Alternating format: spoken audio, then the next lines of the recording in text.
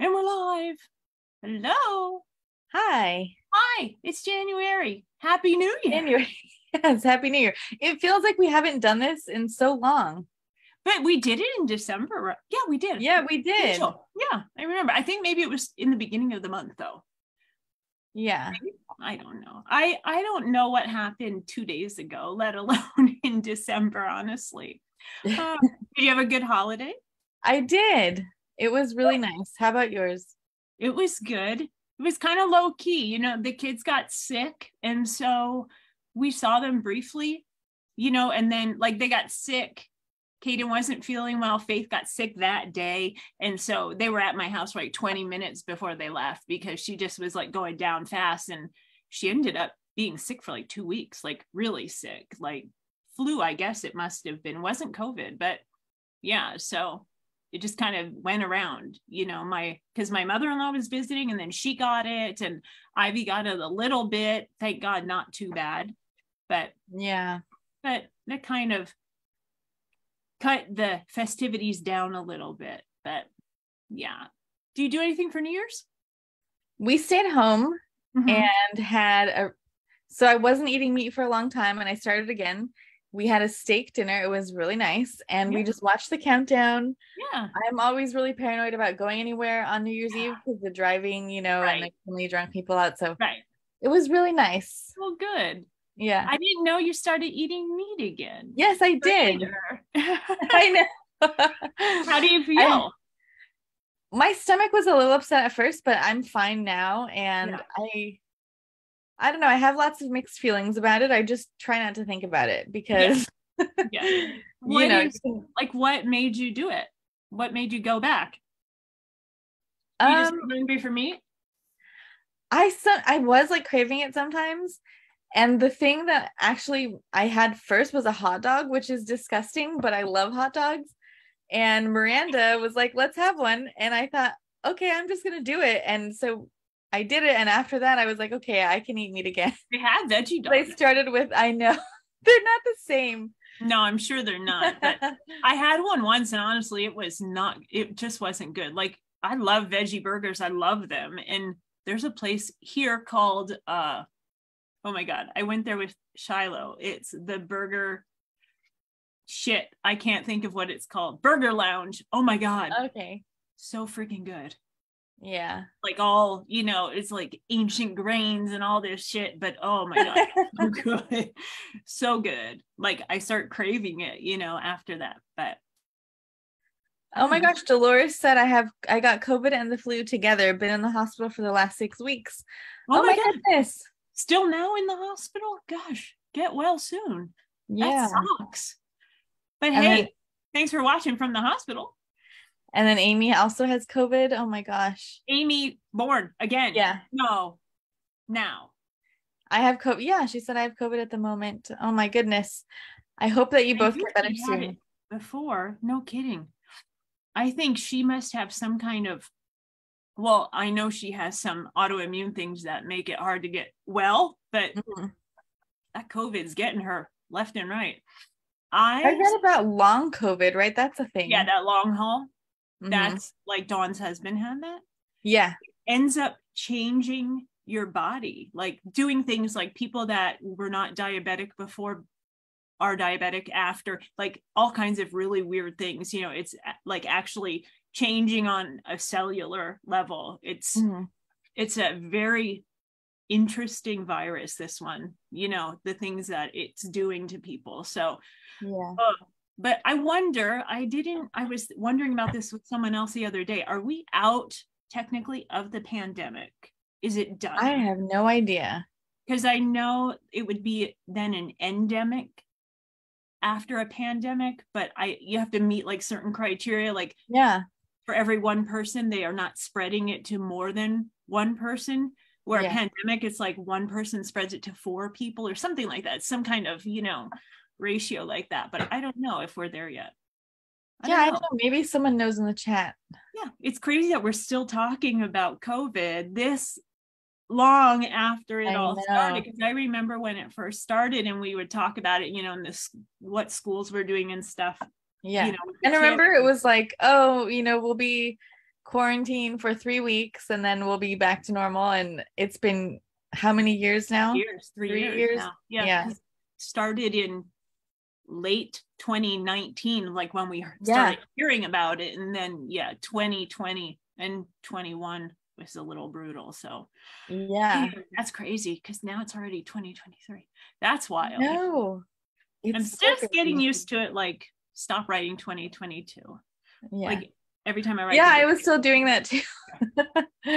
It's hard to get used to a new year. It is. So let's see. I'm trying to plan a trip back east. That's so exciting. I know, but now Ivy's nurse has to have surgery, and so it's going to, I don't know, I'm trying to work it out. She's the X factor right now, but obviously I need her on board, for me to leave the house. So once I know what she's doing, then we'll do that. But that's about all I got going on. I got that and working and writing. That's what we do. Well, our guest is in the chat room. Woo-hoo! So should I introduce? Let's do it. Are you ready? Okay. Let's go. Tonight's mystery guest is a USA Today bestselling author of contemporary fiction and romance. Her latest release is the rock and roll fairy tale, The Girl with Stars in Her Eyes, a Target Book Club and Book of the Month pick that was featured in Publishers Weekly, Entertainment Weekly, Pop Sugar, Essence Magazine, Vulture, BuzzFeed, and more. She grew up in the music industry. When she isn't working on the next story, she can be found behind a microphone in a studio, writing songs in her bedroom turned recording booth, or occasionally performing under a different, not-so-secret name. Please welcome Xio Axelrod. That. I'm so excited. So cool. It's hard not to tell you who it is because I get so excited about it. Wow. Hi. Hello. Hi. I did not know you were a music girl. I am, yes. How exciting. So you're in a band or you do solo work or what's up with that? I have done it all. Yeah. Sounds like it. Yeah. How fun. Which do you love better, writing or singing? Ooh. They're both creative. I think I like writing because it lasts longer. Like when you're performing, you're in the moment. Right. And the moment is great, but like me, I'm so nervous before the moment, and then after the moment, I'm exhausted. You know what I mean? So like the moment is so fleeting. I feel like with a song or with a book, it's there, and I can revisit it and I can share it with more people. You know what I mean? So I think I do prefer writing more. Interesting, but you write your own songs too? Yeah. So you get that like double. You get to sing what you wrote. Yeah. I'm looking at your background here. I love this blue on the wall. Is that on the wall? Oh yeah. So I just installed these. It's actually soundproofing. Oh, it's so neat. Yeah, because this is my office / where I record demos and stuff like that, but also I do podcasts. And so I noticed like the last couple of episodes we had, I was getting this weird like ping sound from the walls because it's a plaster wall there. Oh, interesting. Yeah, so I just put that up like a couple of weeks ago, trying to get all professional here now. Yeah, I like it. Thanks. It's very pleasing to the eye and it serves a purpose. Yeah. So cool. Wow. Well, so we haven't chatted, I don't think really ever. I see you all the time. I see you around it, but we don't ever get a chance to sit and just hang. Talk. Yeah. Those events are always so busy. Oh, tell me about it. That last one we just did in Orlando, it was a good one. It was nice good to see everybody because it had been a while, that came out. So do you have a busy schedule planned for 2023? Yeah, I think I'm doing almost the same amount of events that I did last year, but they're spread out a bit more because I think last year started at like June and it just kept going. Right.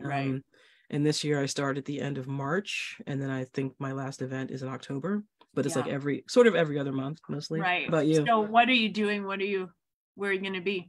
Let's see. So March is Readers Take Denver, which is a new event. ApollyCon is after that, like a month after that. And then Book Bonanza, and then I think it's called the Steamy Lit Con now. They were calling it the Rom-Con, but I think there was a conflict with the name. Is that the one in Anaheim? Yes, in Anaheim. Oh, I didn't know it changed names. Interesting. Yeah. Yeah, and then Readers on the River down in Louisville, and then I finish up here in Philly at Indies Invade Philly. So you're from Philly. I grew up in Allentown. Oh, really? Oh, cool. Actually, in Whitehall. Oh, wow. Yeah, right in the Lehigh Valley there. That's cool. The first 18 years of my life there. And then Wow. I went in the Navy and left and landed my last duty station in Southern California and just fell in love with California. And yeah, I'm much more a Cali girl than Pennsylvania girl. So yeah, I stayed here. And I met my husband and he was from here. So, we had roots already. So yeah. But I think we're having your weather though right now because it has been so cold and raining.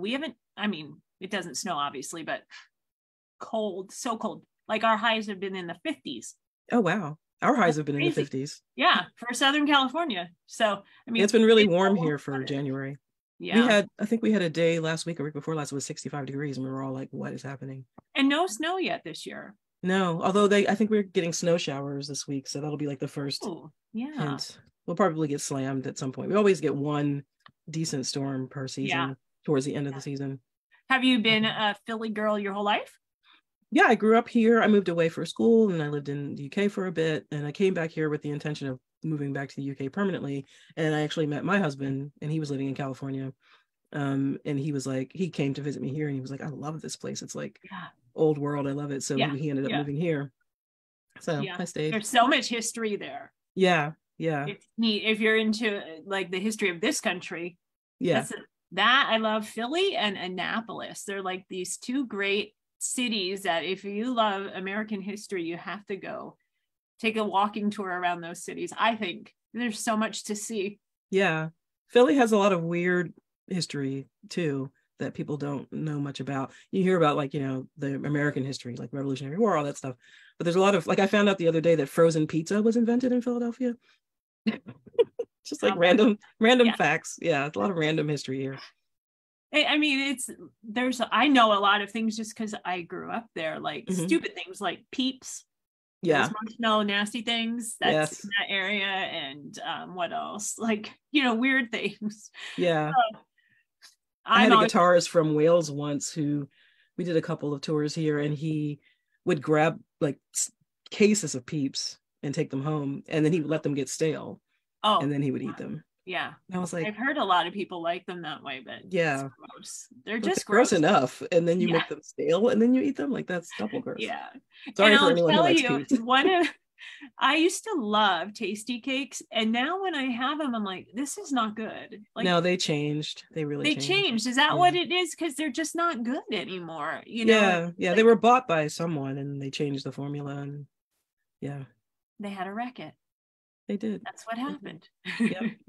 They went corporate. So, tell me what you're writing right now, book-wise. I'm writing 2 books at the moment, or I'm editing one and finishing another that are both due 2 weeks ago.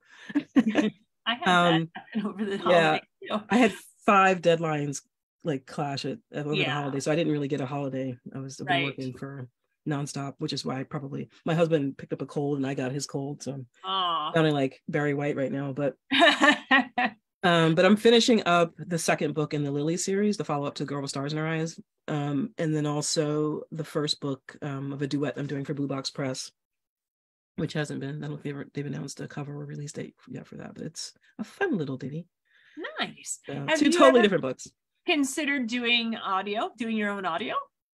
Not for my own books, but I am considering doing audio for other people. Yeah, narrating. When I don't sound like this. Although yesterday, great voice though. I mean, I like it. It's kind of sexy and raspy and right. I love a woman with an alto. I love it. Yeah, me too. I was talking to someone yesterday on a Zoom, and they were like, "You should record some audio, while you sound like that." And I was like, "Yeah, actually, I could do a little bit of role playing, a nice sexy scene."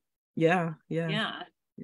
Cool. I am fascinated with audio. I love everything about it. I love listening to it, but just the process of it and everything about it, just that taking what's written and creating their own version of it and just bringing it to life. I love it. Yeah. I love it so much. Yeah, I majored in audio girl. Yeah, me too. That's all. like exclusively how I read these days, unless I'm reading to blurb.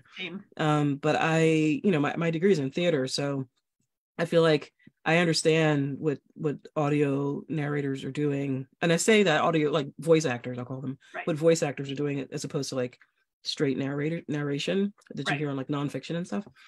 Because they infuse their own personality into the character, and I've followed narrators from author to author. Like I've discovered new authors listening to the narrators that I really enjoy.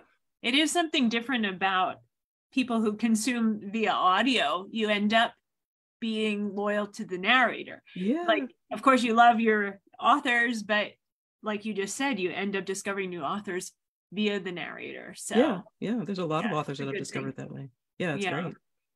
I haven't been listening much now, though. I have a hard time when I am on deadline myself also listening, because I just want to listen then, and I get caught up in that. And that's how, because I work a full-time job, day job, and so that time that I have allotted for writing, if I'm just kicking back listening to a book, I need to be writing. So I have to like cut myself off. So it's been a little while since I've enjoyed something, because I've been back to back, deadlines, and then I went past due over Christmas and cut into the next one, so then I jump right into the next one, and but I can relate. It's better than not working at all. I was gonna say it's a good problem to have. Right. So now I think I use audio as like a palate cleanser when I'm working on something, because I listen before bed. Because at the end of the day, sleeping. You're like, I'll put it on a timer, or I'll just play the chapter, and sometimes I'll fall asleep in the middle of the chapter if I'm really exhausted. But it's just sort of like cleanses my mind of whatever I'm working on, and so that I come to it fresh the next day. Because otherwise, I will just spin. I'll just sit there and go, oh, in that scene I could do this, and I should have done that line here. So it sort of gives me a break. Same. I think, and it's so subconscious, because I'm not really. When I go to sleep, I listen to books I've already heard. I won't listen to like my current listen. I listen to something that I've already listened to. So I'm not listening to it, because I'll just lay there and listen to it, and not sleep. But so I just put on, something. I listen to my own books a lot while I sleep, and old stuff that I've heard so many times, but like a comfort thing, and absolutely. And I really go for particular narrators' voices, because they're just put me right to sleep, like a narrator, a scene, a moment in that scene, like the whole thing. The whole thing is just clunk them out a couple minutes these days, because I have insomnia really badly. It's been just life and my age and all kinds of medical stuff going on all the time, and hot flashes and all those great things that wake you up in the middle of the night. So it's my sleep is not a good thing. So that seems to be a common theme, especially amongst the community. Like a lot of people are dealing with sleep issues, and I feel like collectively we're still dealing with the last 3 years. Right. We were just talking about that before we connected with you, about the pandemic, and we're talking about COVID, and people have COVID still now, and how is it 3 years later we're still talking about this? It really, obviously it's moved on, it's progressed, but not further than being topical. There's still waves happening, and but I think hopefully people are getting smarter about it. Right.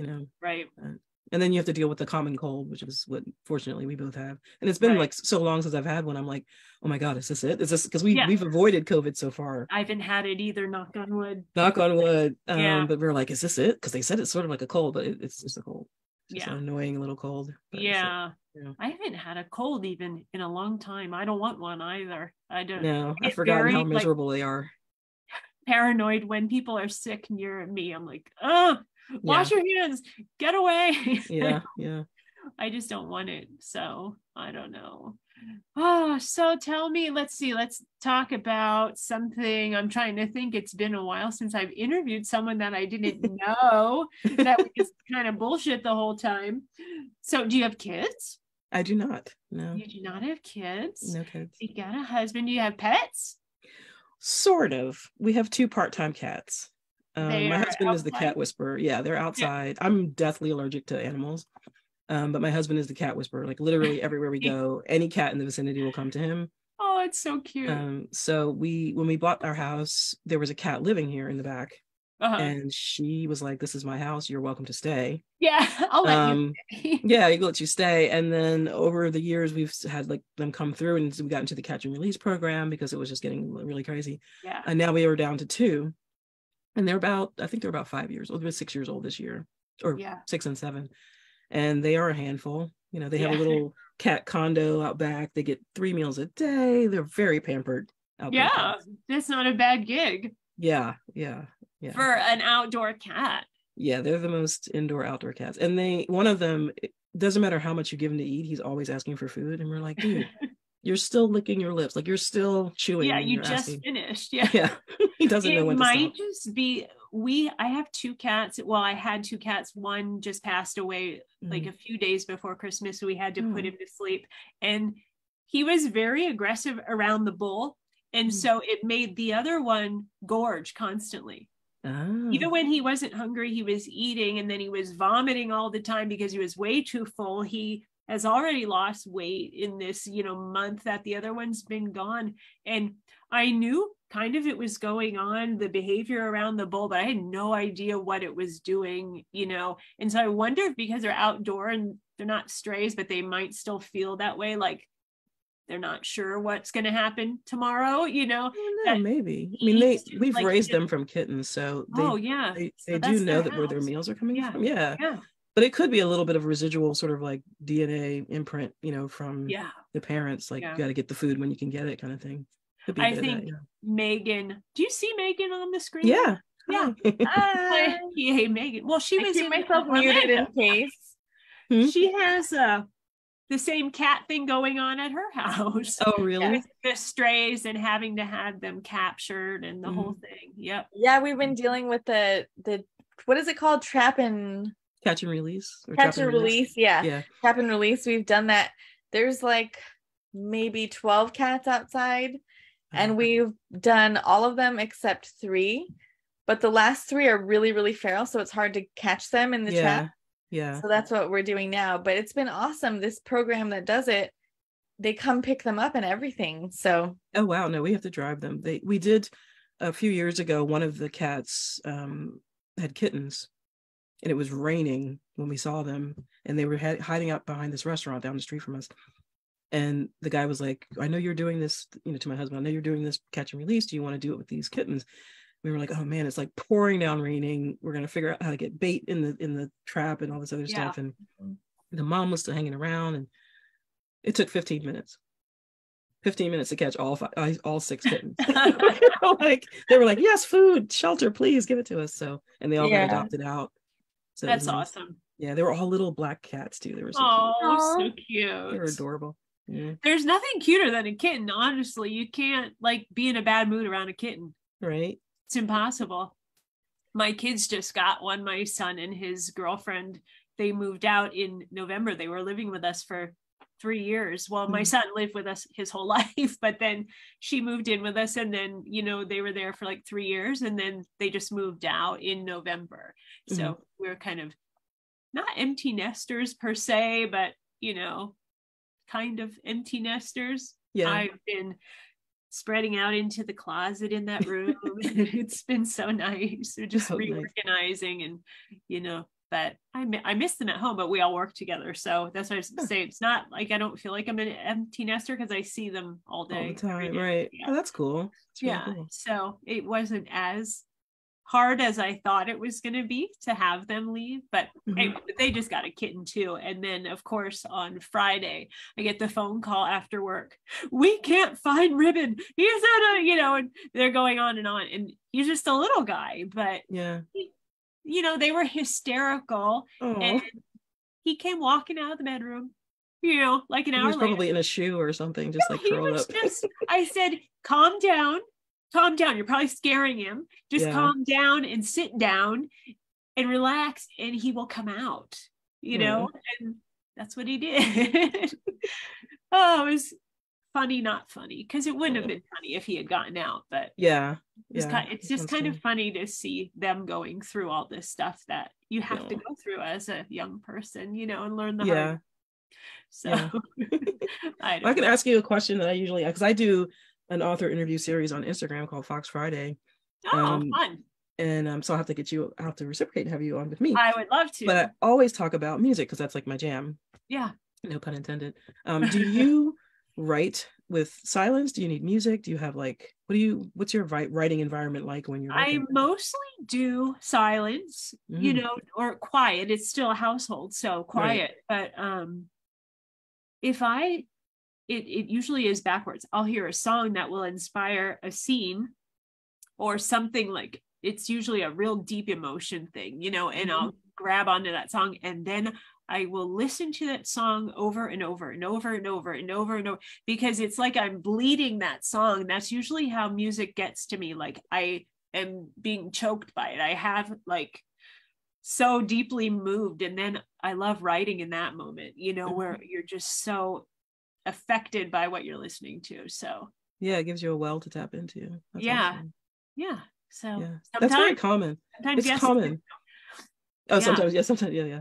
No, it's common. I hear that a lot from people, and I do the same thing. If there's a song that either for a scene or that I know will get me into a specific mood that I need to be in, I'll listen to it for hours on repeat while I'm like marinating in it. So yeah. I don't know, but then there are some, like for me, Robert Smith from The Cure, his songwriting, I'm always, you know, listening to him when I need some deep emotion, because I know a lot of his songs he wrote for his wife, and I just think that's so sweet, you know, and love there. And then you listen to the lyrics and you're like, oh my God, you know. So yeah, I don't know.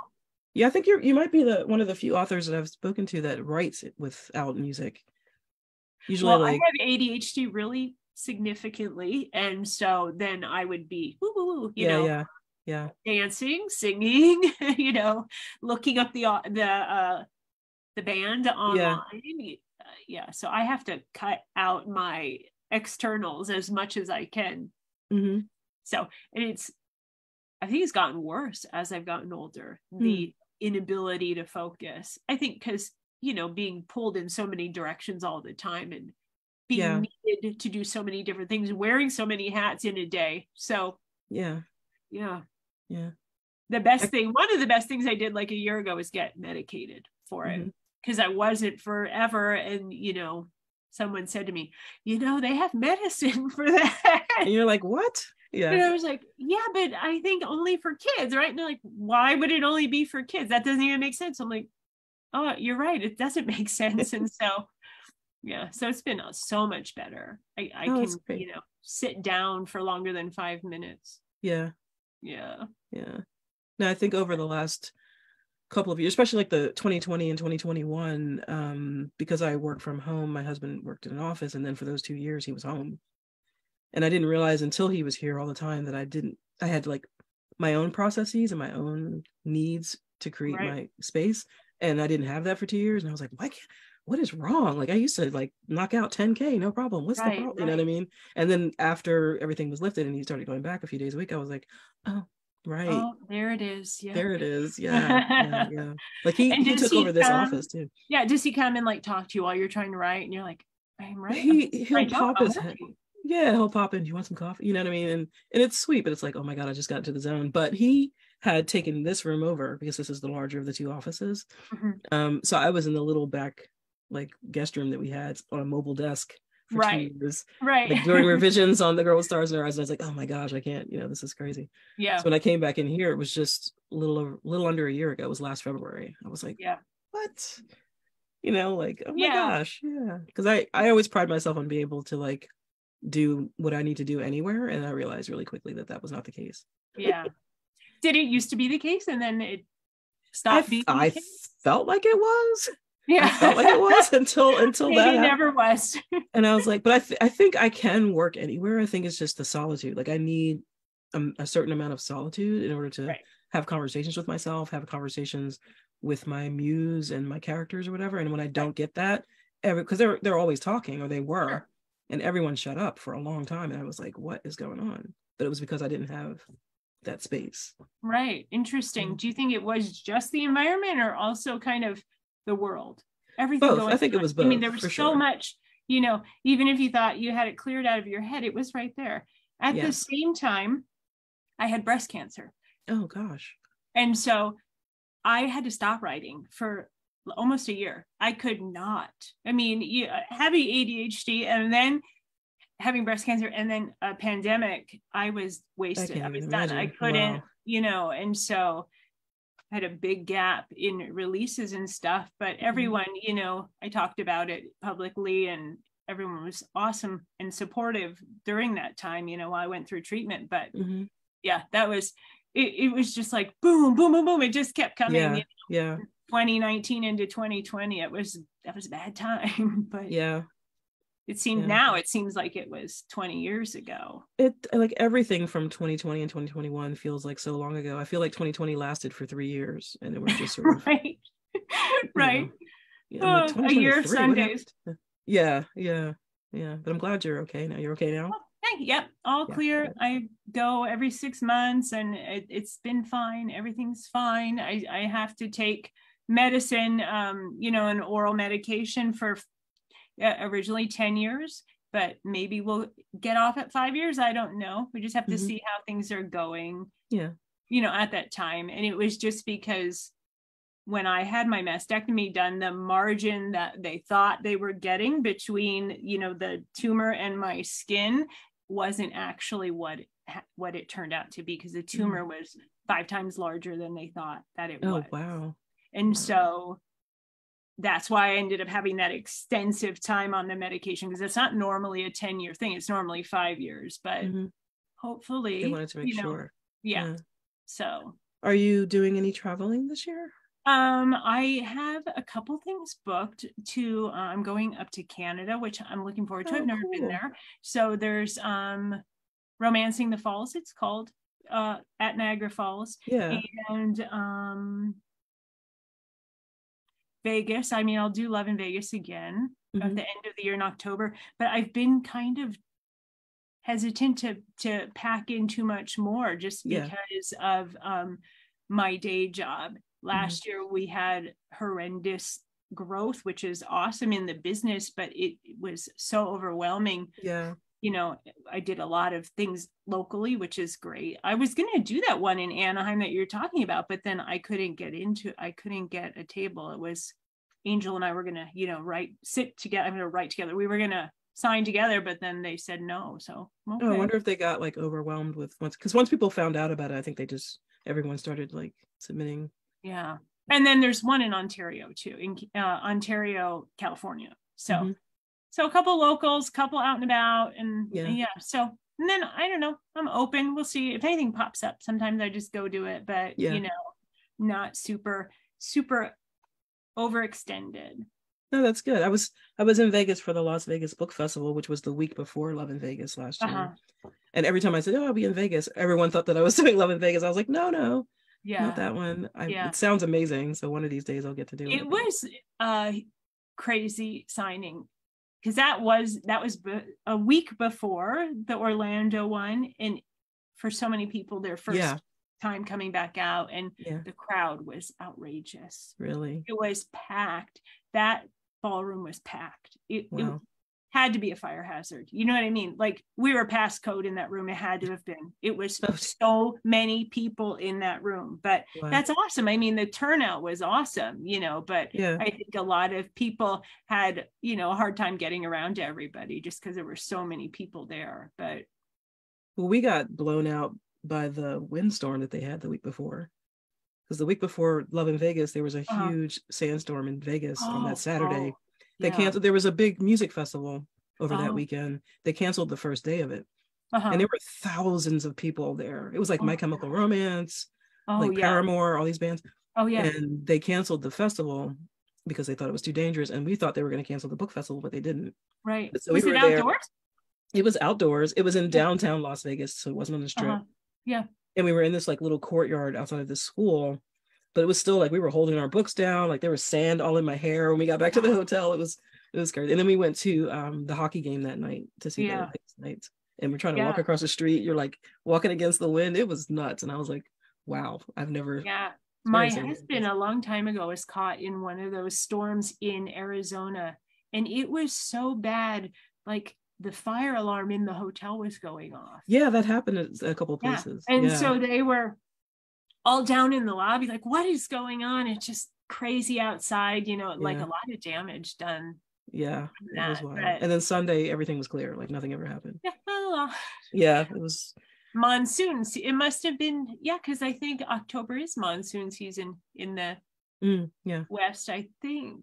I don't know, we don't get that here in California, but it's, like New Mexico, Arizona, that they get that stuff. Yeah, they get that crazy stuff. So Megan, do we have questions? We do. And I wanted to say to Xio that I got your book in a book box. I don't remember which one it was, but I remember getting it and reading it. And so when I saw you at Shameless, I asked Victoria, we should ask her to be on the author chat, right? She's like, yes. And I felt like so nervous because I don't know. It's like when you meet authors out in the wild, you're like, oh my gosh. So I'm so thankful that you joined us tonight. Yeah, sure. This is one of, the question people always have is, I've never read your books. Where do I start?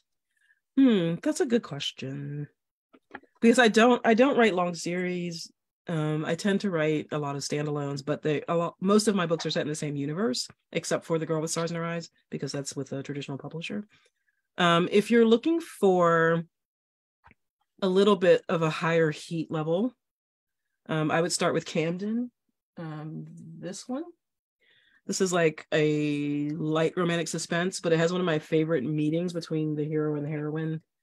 He is a fixer, or was a fixer. That's Stu? Yes, it's Stu. And this is a really crazy story behind this book. But so he's a fixer, and he owns this company with his brother.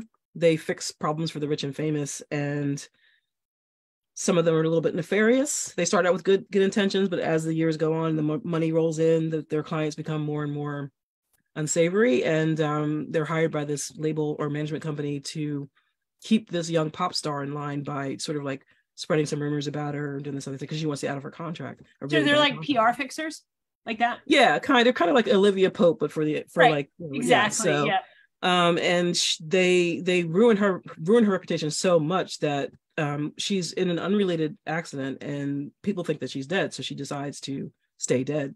Uh-huh. And then he is so distraught by what happened that he quits the business and opens a pub.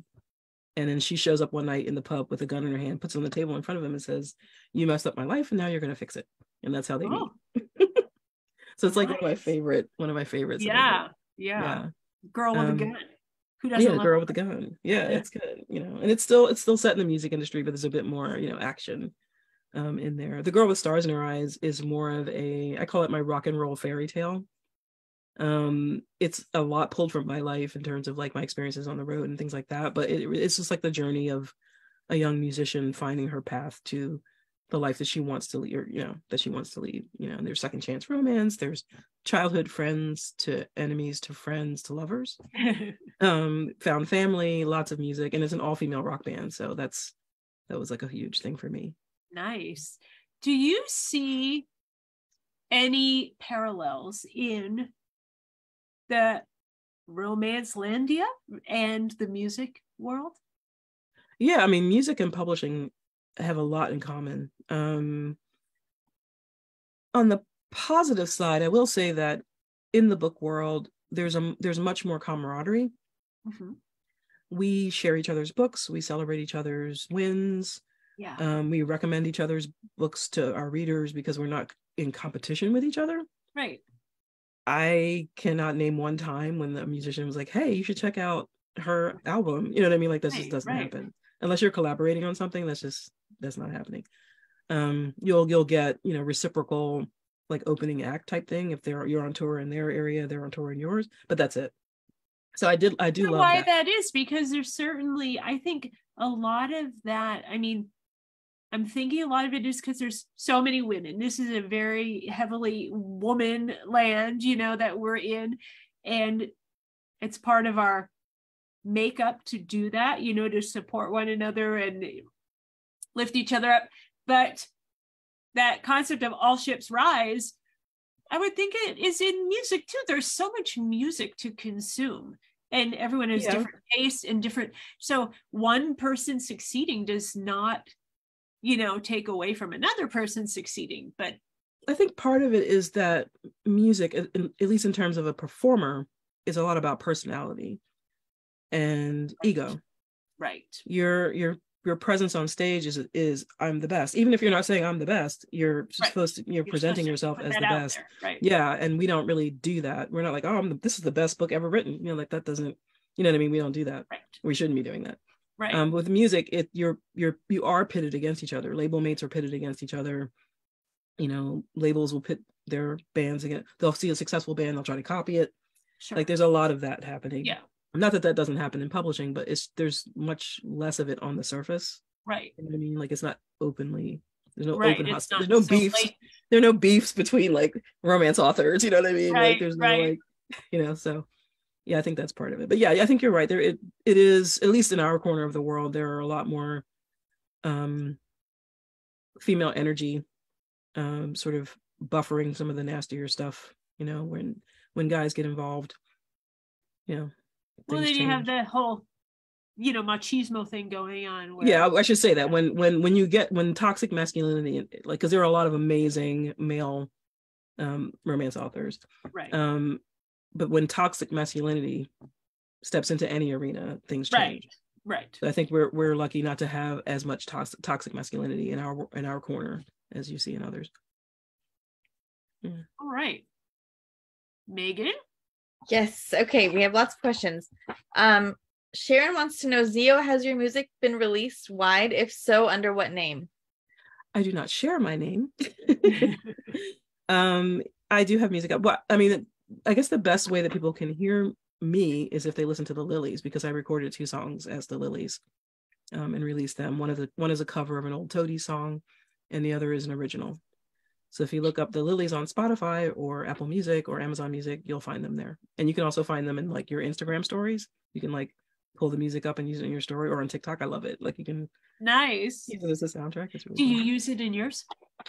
I do. I mean, why not? Yeah, especially when I'm posting about that book or whatever. But yeah, I'll use it. Okay, how do you split your time between your music and your books? Not very well these days. My last gig was January 2020, because after that everything shut down. Right. Then I'm in Philadelphia at a lot of venues. Took a long time to reopen. Some didn't reopen. Some closed permanently. My studio that I used for 10 years is gone. So the music landscape here has changed drastically, and we're still trying to figure out like where we can go and what we can do once I have a little bit of free time to get back in the studio. Because with the Lilies series, there's supposed to be an entire album, and I've only recorded 3 songs. So we have a lot of work to catch up on. Right. But that's a 2023 issue, which is why I tried to space out my events this year so that I'd have some time to write books and record music and write music and all the other hats. Just when I think I'm busy, I hear other people's stuff. I'm like, okay, stop complaining. Everyone else is crazy busy too. Except you have an exciting other job. I am an accountant. So numbers are sexy. Numbers all day long. I like that. Numbers are sexy. That's fun. Numbers are sexy. Music is math. Numbers are sexy. It's true. Okay, we got lots of I love The Girl with Stars in Her Eyes, or other people are saying I'm adding it to my cart right now. So cool. That's awesome. And then someone wants to know, what is the title of the pink book by your right elbow? This is Talia Hibbert's new YA. It's called Highly Suspicious and Unfairly Cute. Isn't that adorable? I just got it last week. I haven't had a chance. This is like a lot of these books here are stuff that I'm going to read. I have Sonali Dev's Vibrant Years here. These are things that I'm going to read, like some of these books I'm going to read when I have some free time. But yeah, I had to grab that because one, I love Talia, and also the cover and the title. Even if it wasn't her, I would have grabbed it because it's just so cute. It's cute. It's very cute. Yeah. Okay, for both of you, what are your writing inspirations? Family, dreams, real life? Ooh, I want to know what your answer is to that, Victoria. I think it probably changes, like I do a lot of like what's going on in my life currently, it will affect what I'm writing or how I write, definitely. you know, the way the voice sounds. I get a lot of inspiration just from people watching and daydreaming. Mm-hmm. A lot of daydreaming. When I watch people, I'm instantly making up a story in my head about what's going on with them, what they're saying to one another, what happened before they got there, why are they mad, whatever. It's a constant thing. And I think I've always done that. And I didn't realize how much I did it until I started writing. And then I was like, oh my gosh, this is really like, this has been my whole life. This has been going on, you know, just constantly making up stories in my head about other people. I don't know. So yeah, that's what it is.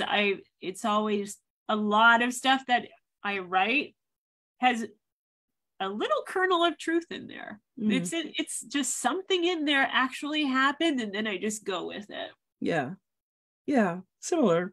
I'm a people watcher as well, especially if I'm consuming like a property, a TV series or a movie. There will be like some tertiary character that'll wander into one scene, and I'll be like fixated on them, like they were really interesting, like what's their life all about, and then all of a sudden I have a book, you know, or a story idea. So yeah, similarly, or a line in a song, you know. There's a line, there's an artist named Fink. He's a British singer-songwriter, and he has a song called Looking Too Closely that somebody made a fan vid for one of my favorite shows with. And there's a line that says, "The truth is like blood underneath your fingernails." And I'm like trying to figure out, there's something in here percolating. That line's been sitting in my head, living like rent free in my brain for like since 2017. So like one of these days, that's either going to be like a book title or something that's coming out. But that's definitely, you know, it's a slow growing seed, but it's there. Yeah. I was listening to it must have been Grant's Heat, and there's lines in there that come directly from an Alanis Morissette song. Which one? It's Everything. And she says, you see all of me, you see everything, you see every part. And then it just morphed into the character. And so I'm listening to this scene, I'm like, those are lines from a song, you know, like I wrote it, like it was in dialogue, and she was saying it to him. You see every part of me and you still are here, you know. And I just thought, I know where that came from. That's a song, you know. It just took, like, hearing it again on audio, I'm like, oh yeah, I didn't mean to steal that, Alanis. You're awesome, I love you. You know? It happens. And then I go, oh, let me just, how can I rephrase this? Because the sentiment it's not like directly quoted, but it is all right there. And I know that's where that came from. So funny. I was like, oh, I did that. You said that Halo, that song Halo, that song was something with Grant and Rio, right? So every time I hear that song, I think of Grant and Rio. Yeah. It's so good. I mean, the lyrics of that song fit them so perfectly, and their love story and what they went through, and just so beautiful. That song makes me cry. That's a cry for me. There's an Alanis song that I have on my playlist of songs that will someday turn into a book, and it's Unrequited, which is like one of the best melodies, lyric to melody ratio, like swelling orchestration. Like it's just such an epic song. So it's like, one of these days I'm going to use that for something. I don't write a lot of like angsty breakup scenes, and I feel like that's a very angsty. I love angsty stuff. I love that. I love it where you can't breathe, you know. It's just, you got to see what happens next. And I love that. I love that when I'm consuming a book, and I love that, you know, trying to achieve that writing. Hopefully it happens. I don't know, sometimes we get there. All right, what is your favorite book that you have read that you did not write, for both of you? That must be a hard one. There's so many different books. How could you choose one? Well, I can tell you the most recent book that I read that I was really angry that I didn't write. Actually, it's this one, Saint from Sierra Simone. I was gonna say Sinner. That's mine. This whole series, I mean, it's like, I know. She's so fucking brilliant. Let's kidnap her. I just want like a little sliver of her brain. I know. It sounds really creepy, but yeah, no. I've never had a conversation with her in person, and I want to do that. And I just, from her writing, I think she must be brilliant. She is. She's absolutely adorable and delightful and filthy and wonderful and just everything that you think that she is. She is. She's all the things.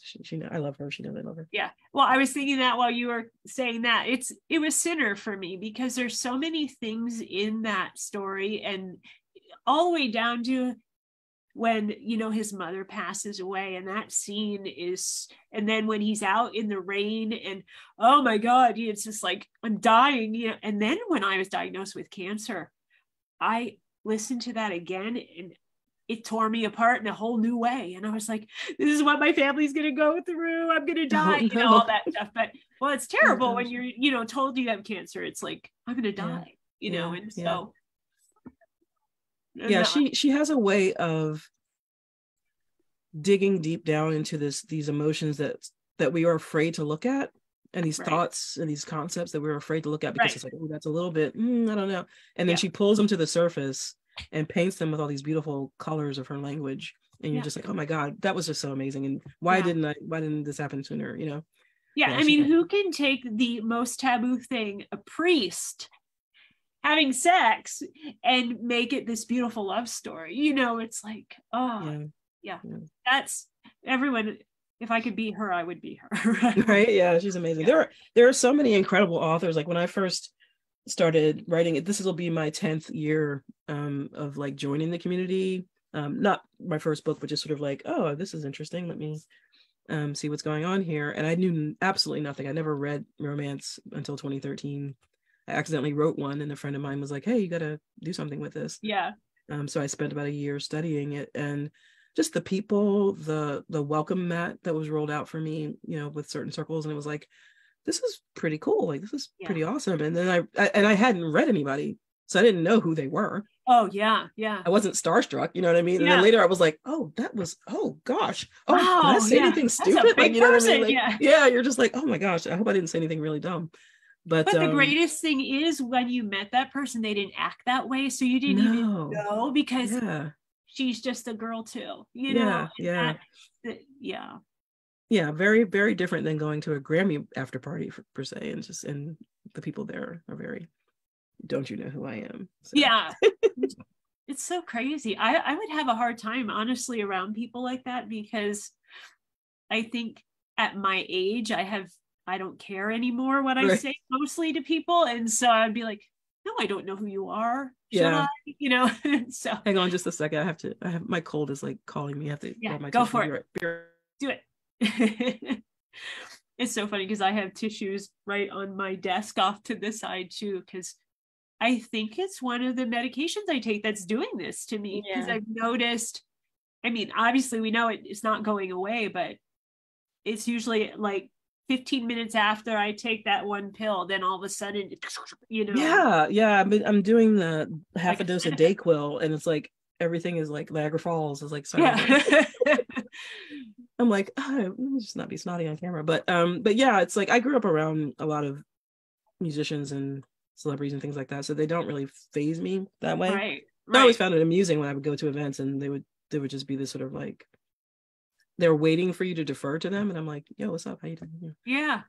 And they're like, oh, you must not know who I know who you are. I enjoy your work. You know what I mean? It's like, we're all just people. And you put your pants on one leg at a time. Yeah, we're all just people. I mean, there are people that you're just like, oh my gosh, right, this brain created all of the things that I love and cherish, and were part of my childhood, or part, you know what I mean? Like, that's a different story. Right. That's a totally different story. And some people deserve that, Absolutely. They deserve that deference. But yeah, I don't know how I'd behave around Dolly Parton. Like, she's such an icon that I would just be like, you know what I mean? Like, it just I have heard things about her recently that blow my mind. I did not know all these things. She's like a walking saint. Covered in tattoos, and so she wears like even gloves with fingers and like fingernails on them and stuff, so no one can see what she really looks like. I'm like, no shit. Like, yeah, she's something. Wigs. I mean, you know, she's wearing a wig, but it's about, she's like in disguise all the time. Well, that's what I was saying about the persona of the performer versus the real person. Right. So she put, you know, when you step on stage, or in her case, anywhere, anytime she steps out her door, she's got to put on the dolly. I think if you watch the Lady Gaga documentary, she said something similar. Like, it's, she can walk out and just be Steph. Yeah. Or she can walk out and be Lady Gaga. And she knows what she has to do that. Right. There's a famous story, and it's probably anecdotal, but it's about Marilyn Monroe when she was walking through the New York subway with a reporter. And they were walking, and he's you know, in his article he's saying, it's so weird, nobody stopped us, nobody said anything, and she was just sort of wandering through, and she said, do you want to see me turn it on? Yeah. And he said, sure. And she just like did something, and all of a sudden people were like, oh my god, Marilyn Monroe. So it's like, you know, sometimes it's a wig or an outfit, sometimes it's just the carriage or something, who knows, that it thing. Yeah. Isn't it that's so fascinating? Yeah. Those are brilliant people. Like, to me, that you can do that, like transform that way, or maybe slightly insane. It's either one or the other. Fame has always fascinated me. I have a love-hate relationship with it, and I think I explored a lot in my books because I've seen both sides of it, and like the good and the bad and the ugly. And it's like, it's such a thing, especially in the music world, that people are chasing, and they will do, like in The Girl with Stars in Her Eyes, Tony's mom will do anything for it, even giving up her kid, you know? Like, the most important thing to her is to get her name on a marquee. And there are a lot of people like that. They will do that. Reminds me of Jeanette McCurdy just recently when she came out with that I'm Glad My Mother's Dead book. Do you know what I'm talking about? And just what her mom put her through. And I mean, she was pimping out her kid because she wanted it, and it just it was child abuse, you know. Fame is a weird thing. Okay, we have time for one more question, and then it's already. That's crazy. Really? It's already 9:58. Can you believe it? Wow, I can't believe where you are. Okay, I like this question. Do you have a favorite music or genre for both of you? Music. I'm a pop girl. I was just talking about this with someone. Like, I love pop music. I'm sorry, and I love Taylor Swift. She's awesome, and that's it. Like, because when I listen to music, for the most part, I want to be happy and singing and bopping around and doing, you know, it's a happy place for me. So that's why I like pop music, because that's what most pop music is. Yeah, that's true. And it's great for that. I like a lot of pop music too. I listen to so many different styles of music that it's impossible for me to pick a style. Right now I'm listening to a lot of French hip hop, and this artist named Stromae, who's like I don't even know how to describe his music. It's really different. I listen to a lot of like Norwegian music because I'm obsessed with Norway. Like a lot of experimental. Yeah, I've been there. I've been learning Norwegian for the last 6 years because of my obsession with this one TV show that doesn't exist anymore. But but yeah, it's I think my mood changes every day. I could be listening to Tool all day. I could be listening to Aurora all day. I could be listening to Bach all day. It's just whatever. No, I love classical music too. You know, there's a few kinds of music I don't like. Like, I can't get into country western. It's just not my thing. But I like some of the country western that like comes into the pop world, you know, something like that. I used to like Shania Twain, and you know, because it kind of morphed into that. But I love when artists in a genre, I hate to say surpass the genre because that sounds like the genre is bad. Blur the lines. When they sort of like do something that defines genre, like it doesn't matter what genre, it's just good music. Civil War is one of my groups. They were a country duo. And I love to call them country because they pulled so many other different genres into their music, but they were incredible. And I devoured their 2 albums. There's artists who just sort of like do their own thing, and if it doesn't matter what genre they're in, if they're doing that, I tend to listen because I like anything weird and new. My son listened to Russian hip hop for a while. I was really enjoying it. I have some of it, you know, in my iTunes, but it comes on, you know, at the strangest times, and people are like, what is this? There's a group there called Short Paris that I really like. They're very experimental. I wouldn't necessarily call them hip hop, but they're very sort of experimental, like industrial electro pop. I guess, something like that. I'll have to tell them to check it out. Short Very parent. topical social commentary. Yeah. I'm just going to jot it down because I also can't remember anything anymore. The joys of getting old. It's awesome. All right. Well, it's already been an hour, so let's talk about giveaways. Oh, yeah. So what are you giving away tonight, Victoria? I am giving away whatever they want out of my backlist. That's fine. I've got like everything going on my shelves right now, I think. Yeah. So, you know what? I do want to say one more thing because this is kind of important, y'all. I wrote the last book in the Shark's Edge series, and it is with Scott, the amazing editor. We decided to cut that series at 11 books instead of 15. That's where it was. That's where the series, it best served this series at that point. You know, it came to a close in that book, and they agreed, you know, with me that we're going to stop it there. So that's a change, you know, from what we thought it was going to be. I say we, you know, being me and Waterhouse, but yeah, so it'll be Jacob's Eclipse is the last one, is going to be the last book in the series. So Shark's Edge is all done and in the can. Yay. And I'm actually moved on to something else now. So it'll be so fun. exciting. It was really fun. Yeah. Awesome. The one I'm doing right now is, it's nice to have a book, I'm not going to say burdened, but not so, like that last book, it was pulling the weight of, you know, all the books before it with that suspense element. So it's nice to be free of that, you know, it felt like I was pulling a sledge behind me all the time. But the new sandbox to play in now. Exactly. And the sand is clean, and you know, I have to worry about whose clothes are where. Yeah. Sad to see it go, but can't wait to see what you have coming next. Yeah. Yes, and that's what happens. excited, you know, about series that. end, but it was unexpected, but it just worked out best that way. So, you know, we're always talking about how the characters speak to you, and they said they're done, and they were done. So yeah. Awesome. Okay, what about you, Xio? What about I will do the same.